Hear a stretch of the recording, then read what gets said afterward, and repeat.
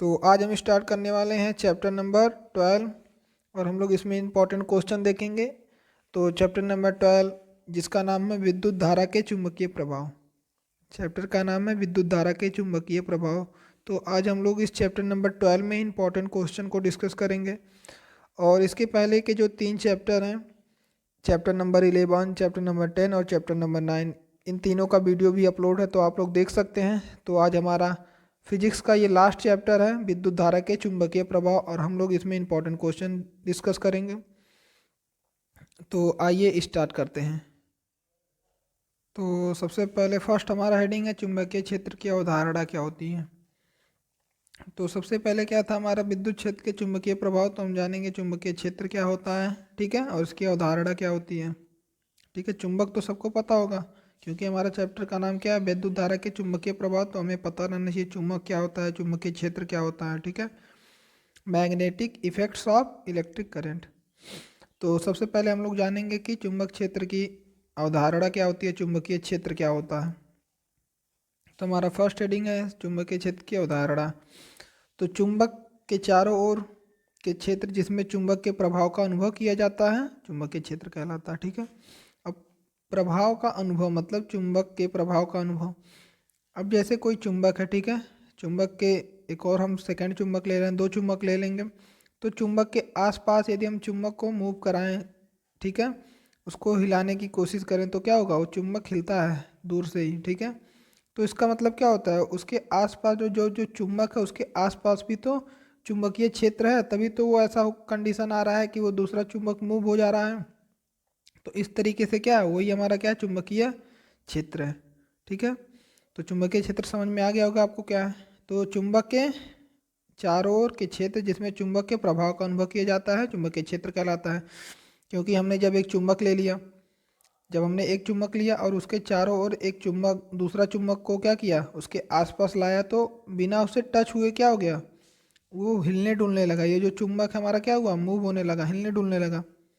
तो इसके क्षेत्र के चारों ओर भी चुंबकीय प्रभाव है जिसके कारण ये चुंबक क्या हो जा रहा है, हिलने डुलने लग रहा है। ठीक है, तो यही हमारा क्या है, इसके चारों ओर का वह क्षेत्र जिसमें चुंबक के क्षेत्र का क्या किया जाए, अनुभव किया जा सके, मतलब चुंबक के प्रभाव का क्या किया जा सके, अनुभव। तो क्या हो जाएगा हमारा चुंबकीय क्षेत्र। तो समझ में आ गया आपको चुंबकीय क्षेत्र क्या होता है। ठीक है, तो चुंबकीय क्षेत्र, तो चुंबक के चारों ओर के क्षेत्र जिसमें चुंबक के प्रभाव का अनुभव किया जाता है चुंबकीय क्षेत्र कहलाता है। तो ये था हमारा फर्स्ट हेडिंग। सेकंड क्या होता है, दिशा और तीव्रता। तो किसी चुंबकीय क्षेत्र के प्रत्येक बिंदु पर क्षेत्र की दिशा निश्चित दिशा तथा एक निश्चित तीव्रता होती है। ठीक है, प्रत्येक चुंबक के जो चुंबक होता है उसके चुंबकीय क्षेत्र के प्रत्येक बिंदु पर, मतलब उसका जो चुंबकीय क्षेत्र रहता है, ठीक है, मान ले रहे हैं ये चुंबक है, उसके चारों क्या है, ये चुंबकीय क्षेत्र है, तो इसके प्रत्येक बिंदु पर, हर एक बिंदु पर उसकी क्षेत्र की एक निश्चित दिशा होती है। मतलब प्रत्येक बिंदु पर यहाँ वहाँ यहाँ यहाँ कहीं भी उसकी क्या होगी, एक निश्चित दिशा होगी और एक निश्चित तीव्रता भी होती है। ठीक है, तो यही बोल रहा है। तो नेक्स्ट पॉइंट क्या हमारा था, क्षेत्र के किसी बिंदु पर रखी कंपास की सुई दक्षिणी ध्रुव से जब उत्तरी ध्रुव की ओर खींची गई रेखा की दिशा उस बिंदु पर चुंबकीय क्षेत्र की दिशा कहलाती है। ठीक है, कंपास की सुई, आप लोग कंपास देखे होंगे, इस तरीके से होता है। ठीक है, इस तरीके से सुई होता है उसमें एनएस करके। ठीक है, तो कंपास की सुई होता है, तो क्या रखा, जब चुंबकीय क्षेत्र के किसी भी बिंदु पर कंपास की सुई को हम रखेंगे तो दक्षिणी ध्रुव और उत्तरी ध्रुव, दक्षिणी ध्रुव है और उत्तरी ध्रुव से खींची गई रेखा क्या होती है, चुंबकीय क्षेत्र के उस बिंदु पर चुंबकीय क्षेत्र की क्या कहलाती है, दिशा कहलाती है। ठीक है, तो समझ में आ गया चुंबकीय क्षेत्र की दिशा क्या होती है। चुंबक के किसी भी बिंदु पर कंपास की सुई जब हम रखेंगे तो दक्षिणी ध्रुव और उत्तरी ध्रुव इन दोनों को मिला करके जो रेखा खींची जाएगी और रेखा की जो दिशा होगी उस बिंदु पर रेखा खींचेंगे और उस रेखा की जो दिशा होगी उस बिंदु पर वही क्या होगा, हमारा चुंबकीय क्षेत्र की दिशा कहलाएगी। ठीक है, नेक्स्ट हमारा पॉइंट क्या है, चुंबकीय बल रेखाएं। ये क्वेश्चन भी पूछता है, ठीक है, शॉर्ट में ही पूछेगा, लॉन्ग में तो नहीं पूछेगा लेकिन शॉर्ट में जरूर पूछेगा, चुंबकीय बल रेखाएं क्या होते हैं, इसका वर्णन करें। ठीक है, तो चुंबकीय बल रेखाएं क्या होती हैं। तो चुंबक के क्षेत्र में बल रेखाएं वे काल्पनिक रेखाएं हैं जो उस स्थान में चुंबकीय क्षेत्र की दिशा का अविरत प्रदर्शन करती हैं। चुंबकीय बल रेखाएं किसी बिंदु पर खींची गई रेखा स्पर्श रेखा उस बिंदु पर क्या चुंबकीय क्षेत्र की दिशा को प्रदर्शित करता है। तो फिलहाल ये थ्योरी था, तो थ्योरी आप लोग समझे या ना समझे, लेकिन ये फिगर जब हम समझाएंगे तो आप लोग अच्छे से समझ लें, ताकि थ्योरी आप अपनी मर्जी से भी बना करके लिख लें। तो एक बार और अच्छे से रीड कर दे रहे हैं। तो चुंबकीय क्षेत्र में बल रेखाएं वे काल्पनिक रेखाएं, मतलब चुंबकीय क्षेत्र में जो बल रेखाएं होती हैं वो काल्पनिक रेखाएं होती हैं, ठीक है, जो उस स्थान में चुंबकीय क्षेत्र की दिशा का अविरत प्रदर्शन करते हैं, ठीक है। नेक्स्ट क्या था उसमें, चुंबकीय बल रेखाएं, जो चुंबकीय बल रेखा के किसी बिंदु पर जो चुंबकीय बल है, ठीक है, उसकी रेखा के किसी भी बिंदु पर खींची गई स्पर्श रेखा उस बिंदु की चुंबकीय क्षेत्र की दिशा को प्रदर्शित करता है, ठीक है। तो फिगर से हम लोग समझते हैं। थ्योरी में तो काफ़ी चीज़ लिखा है, लेकिन फिगर से समझेंगे। ये हमारा क्या है, कोई चुंबक है, ये क्या हमारा कोई चुंबक है, और ये वे काल्पनिक रेखाएं हैं। चुंबकीय ये काल्पनिक क्या है, रेखाएं, यही इसी की बात कर रहा था। चुंबकीय बल रेखाएं वे काल्पनिक रेखाएं होती हैं। तो ये हमारा क्या है, काल्पनिक रेखाएं। तो समझ में आया आपको काल्पनिक रेखाएं क्या होती हैं। ये हमारा क्या है, एन पोल है और ये साउथ पोल, मतलब ये चुंबक का दो ध्रुव होता है ना, तो दक्षिणी ध्रुव और उत्तरी ध्रुव, ठीक है। तो हमारा चुंबक का दो ध्रुव होता है, नॉर्थ एंड साउथ। तो ये हमारे क्या है, चुंबकीय बल रेखाएं। इसकी दिशा क्या होती है, देखिए साउथ से आती है, नॉर्थ से जाती है। दिख रहा है आपको, ये पे आप पॉइंट अच्छे से देख लीजिए। ये देखिए साउथ से आती हुई प्रतीत हो रही है और किधर जा रही है, नॉर्थ की ओर, इस तरीके से, ठीक है, इस तरीके से। तो ये क्या है, तो उसमें आप अगला पॉइंट भी बना करके लिख सकते हैं। चुंबकीय बल रेखाएं हमेशा कहाँ, साउथ से होती हुई किधर जाती हैं, नॉर्थ की ओर जाती हैं, ठीक है। यहाँ पे लिखा है ना, साउथ से नॉर्थ की ओर, इसकी दिशा क्या होती है, साउथ से नॉर्थ की ओर। तो ये हमारी क्या है, चुंबकीय बल रेखाएं। नेक्स्ट इसमें एक नोट लिखा है, जहाँ से कोई भी बिंदु बल रेखा नहीं गुजरती, ठीक है, जहाँ भी कोई बल रेखा नहीं गुजरती उस बिंदु को उदासीन बिंदु कहते हैं, ठीक है। जहाँ से भी कोई बल रेखा नहीं गुजरती उस बिंदु को क्या कहेंगे, उदासीन बिंदु, ठीक है। मान ले रहे हैं चुंबक है, इस पे मान ले रहे हैं कहीं पर, यहाँ पर मान ले रहे हैं बल रेखाएं नहीं गुजरती हैं, तो इसी बिंदु को क्या मान लेंगे, उदासीन बिंदु। नेक्स्ट हमारा पॉइंट क्या है, बल रेखाएं, सॉरी, बल रेखाओं की दिशा ज्ञात करने के लिए क्या क्या नियम होते हैं, ठीक है। हम बल रेखा कैसे ज्ञात कर लेंगे, चुंबकीय बल रेखाएं इधर से उधर मूव करती है ना, साउथ किधर से मूव करती है, नॉर्थ से साउथ की ओर, ठीक है, नॉर्थ से साउथ की ओर मूव करते हैं। यहाँ पे देख लीजिए आप, इस तरीके से। तो वही हमको निकालना है क्या, कि बल रेखाएं की जो दिशा होती हैं वो ज्ञात करने के लिए क्या क्या नियम है, किन किन लोगों ने नियम दिया। तो पहला हमारा क्या है, दक्षिणावर्ती पेंच का नियम। दक्षिणावर्ती पेंच का नियम, दक्षिणावर्ती पेंच, पेंच मतलब इस तरीके से होता है हमारा स्क्रू गेज, जिसको हम क्या करते हैं, कसने के लिए यूज में लाते हैं। तो यहाँ पे क्या लिखा है, पहले थ्योरी देख ले रहे हैं, फिर फिगर समझेंगे हम लोग। फिगर से हमें अच्छे से समझ में आएगा। तो फिर थ्योरी एक बार हम पढ़ दे रहे हैं। यदि किसी पेंच कसते समय हम पेचकस को, पेचकस, ठीक है, पेचकस पेच वही को दाएं हाथ में इस प्रकार पकड़ें, दाएं हाथ में पकड़कर इस प्रकार घुमाएं कि पेंच की नोक धारा की बहने की दिशा, मतलब जो पेंच की नोक है वो क्या हो, धारा की बहने की दिशा। आप लोग केवल पॉइंट सुनते जाइए, अभी फिगर समझाएंगे तो आपको अच्छे। जो पेंच की नोक है वो क्या हो, धारा बहने की दिशा में चले, और जिस दिशा में पेंच घूमे, मतलब जो पेंच हो क्या हमारे धारे की दिशा हो, जिस दिशा में पेंच घूमे, पेंच घूमने के लिए अंगूठा घूमता है, ठीक है। जिस दिशा में पेंच को हम घुमाएंगे ना, पेचकस को, पेचकस को जब घुमाएंगे तो हमारा अंगूठा भी घूमेगा। तो जिस दिशा में वो पेचकस घुमाते समय हमारा अंगूठा मूव करता है, घूमता है, वही क्या होती है, चुंबकीय बल रेखाओं की दिशा होती है, ठीक है। इस तरीके से वही क्या होगी, हमारी चुंबकीय बल रेखाओं की दिशा होती है। तो ये रहा हमारा फिगर, और ये हमारा रहा पेचकस, ठीक है। ये हमारा क्या रहा, पेचकस, और ये हमारा रहा दायां हाथ, ठीक है। ये हमारा क्या रहा, दायां हाथ, दाहिना हाथ, ये रहा दाहिना हाथ, ये रहा। और ये हमारा क्या, पेचकस है, और पेचकस का ये क्या, ऊपरी वाला भाग, हमने ऊपर थ्योरी में क्या पढ़ा है, पेचकस का जो ऊपरी वाला भाग होगा, जो उसका नोक होगा, वो क्या होगा, धारा की दिशा होगा। तो हाँ, ये पेचकस का जो ऊपरी वाला भाग है क्या हमारा, धारा की दिशा है। और हम पेचकस को कसेंगे तो जो इधर हमारा अंगूठा मूव होता है, तो हम जब पेचकस को कसते हैं तो क्या होता है, हमारा अंगूठा भी तो मूव होता है, हमारे हाथ के साथ हमारा अंगूठा भी मूव होता है। तो ये हमारा रहा अंगूठा, ठीक है। आप लोग एक बार इसे अच्छे से देख लें। ये हमारा क्या रहा, अंगूठा, ठीक है, ये अंगूठा है, देखने में लग नहीं रहा अंगूठा, लेकिन फिलहाल वो अंगूठा मान लीजिए आप लोग है। फिगर ड्रॉ करने में थोड़ा सी गलती हो गई है। तो क्या हमारा रहा, ये हमारी अंगूठा है। तो क्या थ्योरी में लिखा है, तो हम जब पेचकस को कसेंगे, पेचकस का यूज करेंगे कसते समय, तो हमारा अंगूठा जिधर मूव करेगा, मतलब इस डायरेक्शन में मूव करेगा, करेगा कि नहीं करेगा मूव। तो हमारा जो इस डायरेक्शन में जो हमारा हाथ मूव करेगा, अंगूठा मूव करेगा, वही हमारा क्या होगा, चुंबकीय बल रेखाओं की दिशा होगी। मतलब चुंबकीय बल रेखाएं क्या हमेशा इस डायरेक्शन से इस डायरेक्शन में जाएंगी। हमने ऊपर पढ़ा चुंबकीय बल रेखाएं क्या होती हैं, काल्पनिक रेखाएं होती है। तो चुंबकीय बल रेखाएं क्या इस डायरेक्शन से इस डायरेक्शन में जाएंगी, ठीक है। तो ये हमारा क्या रहा, दक्षिणावर्ती पेच का नियम। तो एक बार फिर से समझ लेते हैं, जो ऊपरी वाला सिरा होगा पेचकस का, वो हमारा क्या होगा, धारा की दिशा। और हम जब पेचकस कसते समय हमारा अंगूठा जिधर मूव होता है, ठीक है, ये हमारा अंगूठा जिधर मूव होता है वही हमारी क्या होगी, चुंबकीय बल रेखाओं की दिशा होगी। तो ये हमारा क्या था, दक्षिणावर्ती पेच का नियम, ठीक है। तो दक्षिणावर्ती पेच का नियम आप लोग पढ़ लिए क्या होता है। तो थ्योरी आप भी आप लोग पढ़ लें, ठीक है। तो नेक्स्ट हमारा पॉइंट है दाएं हाथ के अंगूठे का नियम। तो दाएं हाथ के अंगूठे का नियम, इसे भी हम लोग पहले थ्योरी पढ़ ले रहे हैं, फिर फिगर से समझेंगे। यदि हम दाएं हाथ में विद्युत धारा ले जाने वाले तार, जो जिसमें विद्युत धारा बहती है, उसे इस प्रकार पकड़े, ठीक है, कि अंगुलियां हमारा क्या हो, तार पर लिपटी हों। अंगुलियां क्या हमारी तार पर लिपटी हों, इस तरीके से, ठीक है, इस तरीके से लिपटी हों। फिगर आप लोग देख सकते हैं, ये हमारी क्या है, विद्युत धारा, जिसमें क्या हो, धारा प्रवाहित हो रही है। इस प्रकार उसे पकड़ें, ठीक है। तो क्या हो, लिपटी हों अंगुलियां हमारी उस पर, इस प्रकार लिपटी हों, और अंगूठा वैद्युत धारा की दिशा में हो। अंगूठा हमारा क्या हो, वैद्युत धारा की दिशा में हो। तो लिपटी हुई अंगुलियों की दिशा क्या होगी, चुंबकीय बल रेखाओं की दिशा होगी, ठीक है।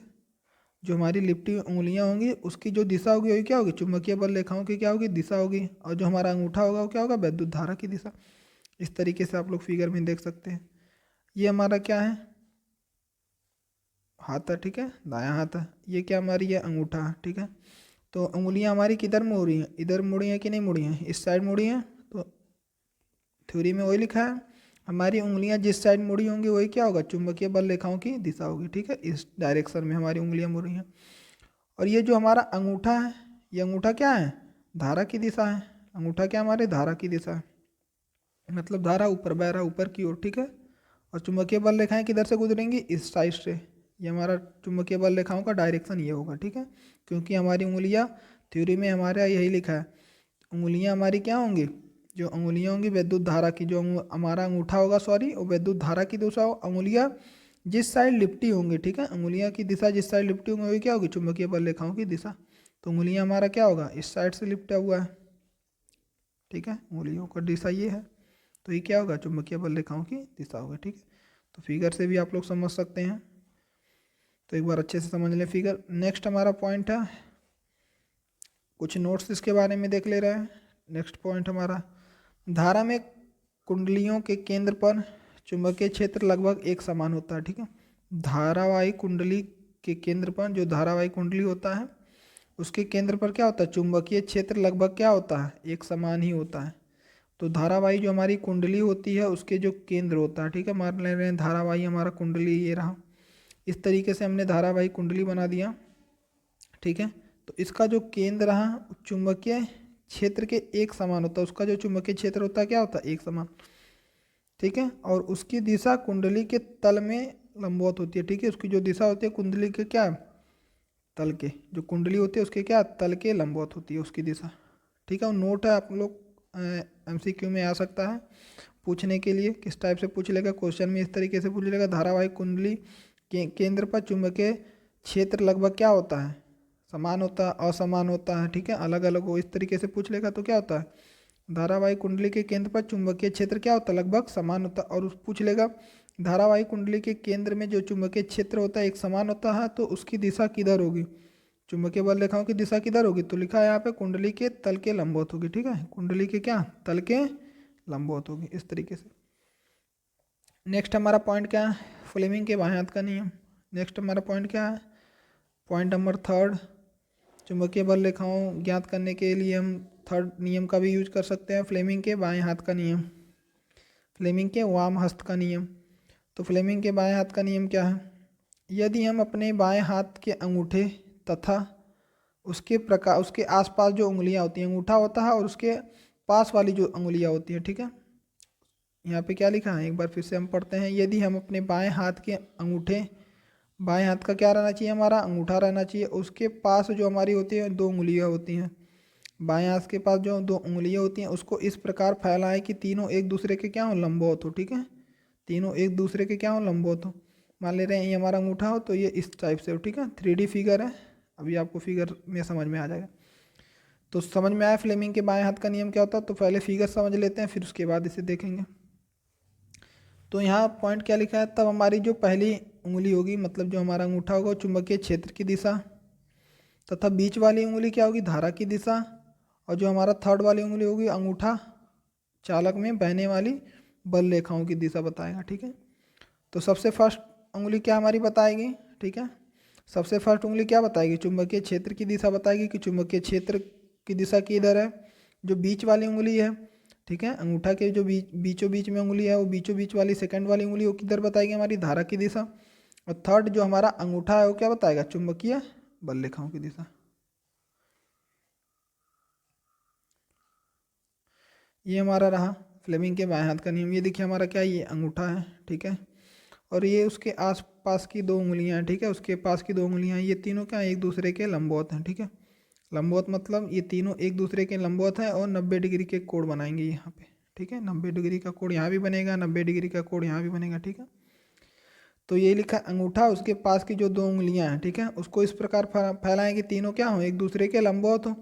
तो जो हमारा नीचे से जो हमारा पहला वाला होगा, ये पहली वाली जो उंगली होगी, ये क्या होगी, हमारी धारा की दिशा। जो पहली वाली होगी हमारी क्या होगी, धारा की दिशा, और बी क्या हमारा, चुंबकीय क्षेत्र की दिशा। बी क्या हमारा, चुंबकीय क्षेत्र की दिशा। और तीसरा क्या है, चुंबकीय बल रेखाओं की दिशा, ठीक है। अंगूठा क्या हमारा बताएगा, चुंबकीय बल रेखाओं की दिशा। इस प्रकार फैलाएं कि हमारा क्या हो, आई धारा की दिशा में हो और बी क्या हो, चुंबकीय क्षेत्र की दिशा हो। तो जो हमारा अंगूठा होगा वो क्या बताएगा, चुंबकीय बल रेखाओं की दिशा बता देगा, ठीक है। तो आप लोग फिगर से समझ सकते हैं। ये हमारा क्या रहा, फ्लेमिंग के बाएं हाथ का नियम, फ्लेमिंग के वाम हस्त का नियम, ठीक है। तो एक बार फिर से फिगर को समझ ले रहे हैं। तो हम अपने दाएं हाथ के उंगली को, सॉरी बाएं हाथ की उंगली को इस प्रकार फैलाएं। फ्लेमिंग का हमारा क्या, बाएं हाथ का नियम है। तो फ्लेमिंग में क्या बताया कि हम बाएं हाथ के उंगलियों को इस प्रकार फैलाएं कि अंगूठे के जो पास की जो उंगलियां हैं 2, वो क्या हो, तीनों एक दूसरे के लंबवत हो। तीनों क्या हो, एक दूसरे के लंबवत हो। तीनों कहाँ, एक दूसरे के क्या हो, लंबवत हो। तो जब तीनों एक दूसरे के लंबवत होंगी तो हमारी जो पहली उंगली होगी नीचे से, ठीक है, ये फिगर में आप लोग देखते समझिए फिर समझ। ये जो हमारी नीचे से जो हमारी पहली उंगली होगी क्या होगी, ये धारा की दिशा बताएगा। और जो बीच वाली उंगली होगी, सेकंड नंबर पे जो उंगली होगी वो क्या बताएगी, चुंबकीय क्षेत्र की दिशा बताएगी। तो ये जो हमारा अंगूठा होगा ये क्या बता देगा, चुंबकीय बल रेखाओं की दिशा बता देगा, ठीक है। यही हमारा क्या था, फ्लेमिंग के बाएं हाथ का नियम। नेक्स्ट हमारा पॉइंट क्या है, ये मोस्ट इंपॉर्टेंट है, ठीक है। क्वेश्चन ये लॉन्ग में आ सकता है, ठीक है, बहुत इंपॉर्टेंट क्वेश्चन है। एक समान चुंबकीय क्षेत्र में स्थित धारावाही चालक पर लगने वाला बल क्या होगा। एक समान चुंबकीय क्षेत्र में धारावाही चालक पर लगने वाला बल क्या होगा। तो पहले थ्योरी देख ले रहे हैं। माना किसी एक चालक तार जिसकी लंबाई क्या हो, एल हो, तथा जिसमें आई धारा बह रही हो, ठीक है। धारा को आप लोग स्मॉल आई से भी डिनोट कर सकते हैं, कैपिटल आई से भी। तो चालक तार की लंबाई एल हो और उसमें धारा बह रही है, उस धारा क्या हो, आई हो। किसी एक समान चुंबकीय क्षेत्र बी, ठीक है, चुंबकीय क्षेत्र को हम हमेशा किससे डिनोट करते हैं, बी से, ठीक है। हमने आपको बताना भूल गया, लेकिन यहाँ पे चुंबकीय क्षेत्र को किससे डिनोट करेंगे, बी से, और चुंबकीय बल रेखाओं को एफ से डिनोट करेंगे, ठीक है। तो यहाँ पे क्या लिखा है, चुंबकीय क्षेत्र क्या हो, बी में इस प्रकार रखा गया हो कि धारा की दिशा चुंबकीय क्षेत्र की दिशा के क्या हो, लंबवत हो। मतलब जो धारा की दिशा है, और धारा की दिशा क्या हो, चुंबकीय क्षेत्र की दिशा के क्या हो, ये मान लीजिए धारा की दिशा, ये चुंबकीय क्षेत्र की दिशा क्या हो, लंबवत हो, इस तरीके से। तो फ्लेमिंग के हम वाम हस्त के नियम के अनुसार तार पर लगने वाला बल एफ ओ, मतलब तार पर लगने वाला क्या हो, बल, चुंबकीय बल रेखाएं इस तरीके से बोल सकते हैं। उस पर लगने वाला बल की दिशा धारा तथा क्षेत्र की दिशा दोनों के क्या हो, लंबवत हो। क्योंकि हमने पढ़ चुका है ऊपर फ्लेमिंग के बाएं हाथ का नियम, हमने पहले पढ़ चुका है।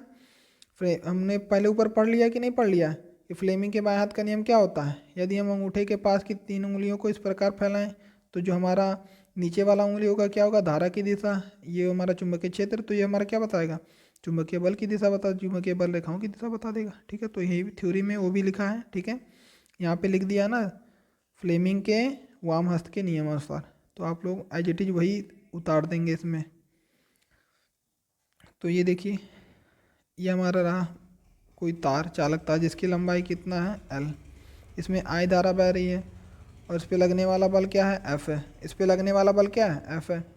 और ये हमारी क्या है, चुंबकीय क्षेत्र है, और हमारी चुंबकीय क्षेत्र की दिशा इस साइड है। ठीक है, चुंबकीय क्षेत्र की दिशा क्या है, इस साइड है, उस पे लगने वाला बल की दिशा इस साइड है। ठीक है, तो फिगर में आप लोग फिगर भी ड्रॉ कर सकते हैं। तो पहला पॉइंट हमारा क्या होगा, पहला पॉइंट क्या होगा, बल F का मान तार में बहने वाली धारा के क्या होगा, अनुक्रमानुपाती। हमने बताया अनुक्रमानुपाती क्या होता है, समानुपाती क्या होता है। ठीक है, हमने बताया आपको ना, समानुपाती, अनुक्रमानुपाती, ये सब होता क्या है। तो इसमें क्या लिखा है, जो बल F का मान होगा उसमें धारा वाली बहने, धारा जो बहेगी उस तार में, उसके क्या होगा, अनुक्रमानुपाती होगा। मतलब यदि धारा का मान बढ़ा है तो क्या होगा, बल का मान भी क्या होगा, बढ़ेगा। धारा का मान घटा है तो बल का मान भी क्या होगा, घटेगा। सेकंड क्या कह रहा है, बल F का मान चुंबकीय क्षेत्र B के अनुक्रमानुपाती होता है। मतलब B के भी क्या होगा, अनुक्रमानुपाती। मतलब चुंबकीय क्षेत्र बढ़ेगा तो बल का मान भी क्या होगा, बढ़ेगा। सेकंड हमारा इक्वेशन ये हो गया। थर्ड इक्वेशन क्या है, बल F का मान तार की लंबाई L के अनुक्रमानुपाती होता है। जो बल F का मान होता है तार की लंबाई की क्या होगा, ये भी अनुक्रमानुपाती होगा। मतलब लंबाई बढ़ेगा तो बल भी क्या होगा, बढ़ेगा।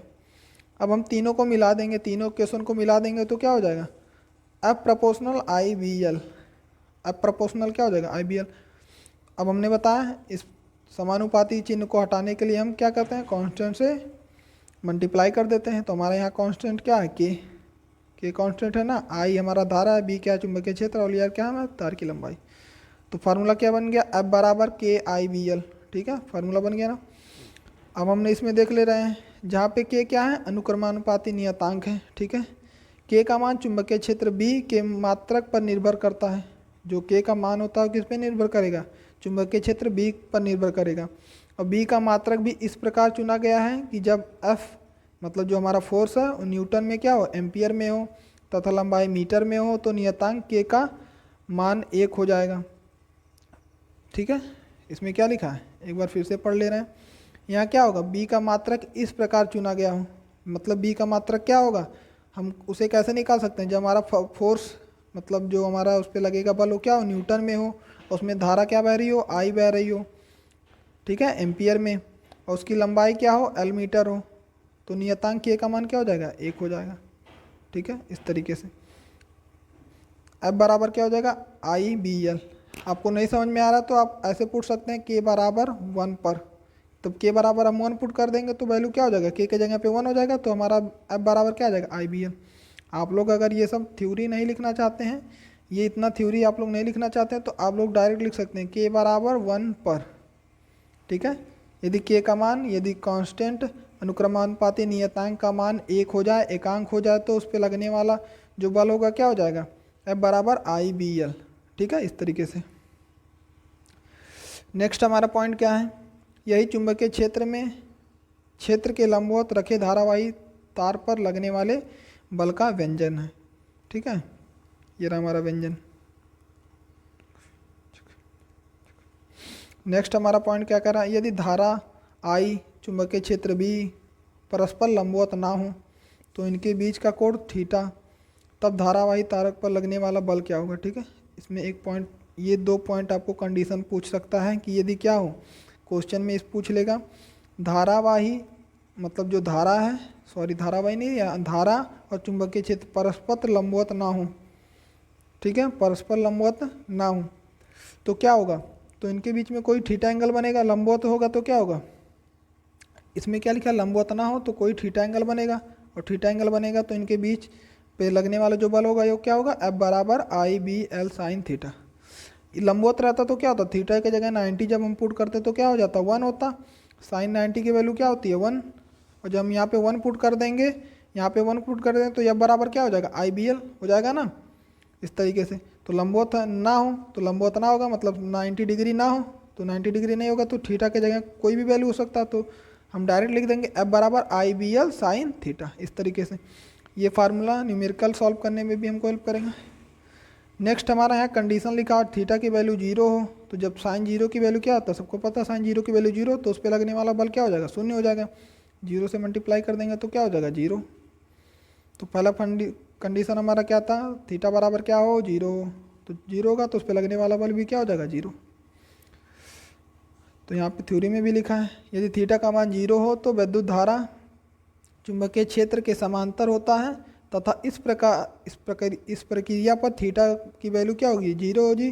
तो धारावाही तार में क्षेत्र की दिशा में रहता है और इस पर कोई बल नहीं लगता। ठीक है, वही थ्योरी में बताया गया। ठीक है, कि धारा इसके समांतर हो चुंबकीय क्षेत्र के तो उस पर कोई बल नहीं लगेगा।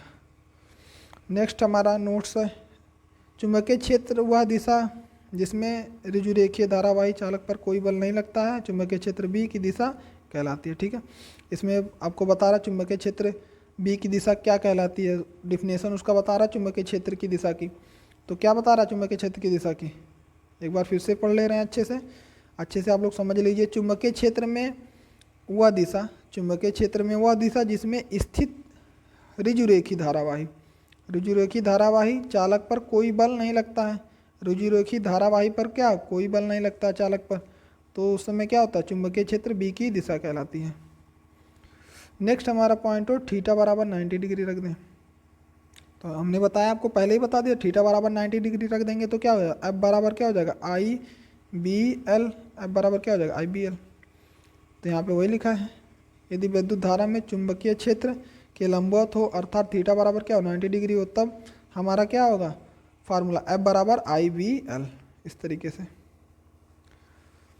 तो नेक्स्ट क्वेश्चन हम देखेंगे। तो नेक्स्ट आप लोग ये फार्मूला लर्न कर सकते हैं, बी बराबर mu zero upon 4 pi I D L, D L मतलब delta L sine theta upon R square. इसका मात्रक क्या होता है, न्यूटन पर एम्पियर मीटर। ठीक है, ये क्या हमारा चुंबकीय क्षेत्र बी, हमने बताया चुंबकीय क्षेत्र को किससे डिनोट करते हैं, बी से, और उसका मात्रक क्या होता है, न्यूटन पर एम्पियर मीटर, न्यूटन प्रति एम्पियर मीटर, न्यूटन प्रति एम्पियर मीटर। ठीक है, इस तरीके से। तो आप लोग फार्मूला जरूर लर्न कर लें, ये न्यूमेरिकल सॉल्व करने में हमको हेल्प करेगा। ठीक है, तो एक बार फिर से देख लेना, न्यूमेरिकल फार्मूला क्या है, म्यू जीरो अपॉन 4 पाई, ये क्या हमारा म्यू जो कि क्या एक नियतांक है, I D L delta L sine theta upon R square, इसका मात्रक होता है न्यूटन पर एम्पियर मीटर। यहाँ पे लिखा हुआ है म्यू जीरो क्या एक नियतांक है। ठीक है, जिसे क्या बोलते हैं, चुंबकीयशीलता बोलते हैं, वायु की चुंबकीयशीलता बोलते हैं। एसआई पद्धति में इसका मात्रक क्या होता है, म्यू जीरो अपॉन 4 पाई का वैल्यू क्या होता है, 10⁻⁻7, 10⁻⁷ न्यूटन प्रति एम्पियर स्क्वायर, न्यूटन प्रति एम्पियर स्क्वायर।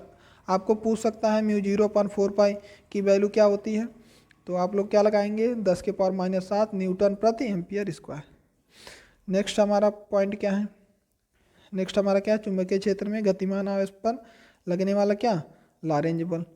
तो लॉरेंज बल क्या होता है, तो जब कोई आवेशित कण किसी चुंबकीय क्षेत्र में गति करता है, ठीक है, जब कोई आवेशित कण चुंबकीय क्षेत्र में क्या करता है, गति करता है, तो कण पर क्या होता है, एक बल आरोपित होता है और इसे क्या कहते हैं, लॉरेंज बल। मतलब जब कोई चुंबकीय क्षेत्र में कोई भी कण क्या होगा, गति करेगा तो उस पर एक बल लगता है और उसी बल को क्या कहेंगे, लॉरेंज बल। ठीक है, इसका फार्मूला क्या होता है, लॉरेंज बल का फार्मूला एफ बराबर वी वी क्यू। ठीक है, एफ बराबर वी वी क्यू, ये हमारा फार्मूला हो गया। या फिर फार्मूला यदि थीटा हो मतलब लंबवत ना हो के क्या हो, थीटा हो, तो एफ बराबर क्या हो जाएगा, V V Q sine theta. इस तरह ये थे हमारे साइंस में चैप्टर नंबर 12 के सभी इंपॉर्टेंट क्वेश्चन, और ये हमारा फिजिक्स का लास्ट चैप्टर था।